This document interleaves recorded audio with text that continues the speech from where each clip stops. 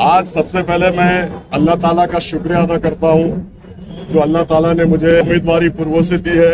उसके बाद मैं आदरणीय बाला साहब अम्बेडकर साहब का शुक्रिया अदा करता हूँ, अंजलि ताई का शुक्रिया अदा करता हूँ और हमारे रेखा ताई का शुक्रिया अदा करता हूँ, हमारे जिलाध्यक्ष योगेश भाई, हमारे भतीजे और तमाम शहरान औरंगाबाद के नौजवान साथी बुजुर्गों दोस्तों का शुक्रिया अदा करता हूँ।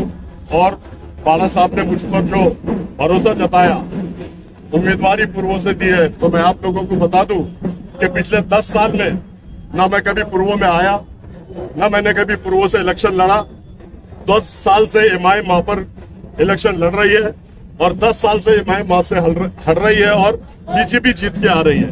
तो आप लोगों को मैं बता दूं अब ये समीकरण कैसे बनने जा रहा है। बाला साहब अम्बेडकर ने मुझ पर भरोसा करके दलित समाज, बौद्ध समाज, भतीजी, तमाम दलित समाज जितने बाला साहब को मानने वाले वो लोग मेरे साथ हैं। और आप लोगों ने देखा हूं 2 बार मैं किराड़पुरा से नगर सेवक चुनकर आया हूं और किराड़पुरा और पूर्व के पूरे मुसलमान मेरे साथ रहेंगे। अल्लाह ताला से मुझे पूरी उम्मीद है और मैं समझता हूं कि जो घर में प्रधानमंत्री माँ बहने बैठी है वो भी मुझे चुनकर देगी। 2 बार से अतुल सावे जीत कर आ रहा है। अब बीजेपी के अतुल सावे को दफन करने का वक्त और समय आगा।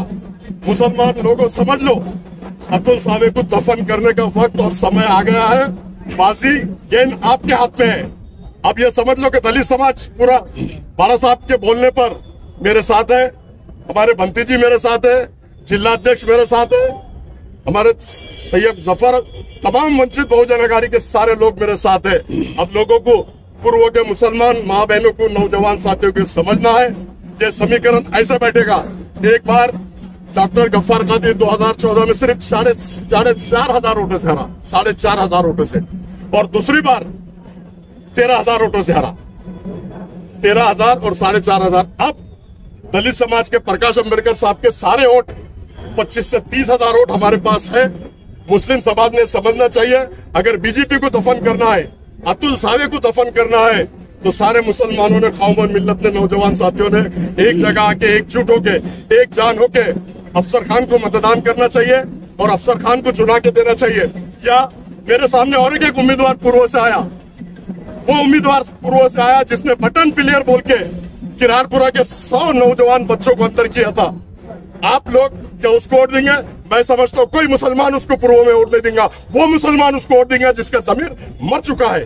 वो मुसलमान वोट नहीं देगा जिसका जमीर आज भी जिंदा है। आपने देखा होगा 100 नौजवान साथी किराड़पुरा के अंदर थे।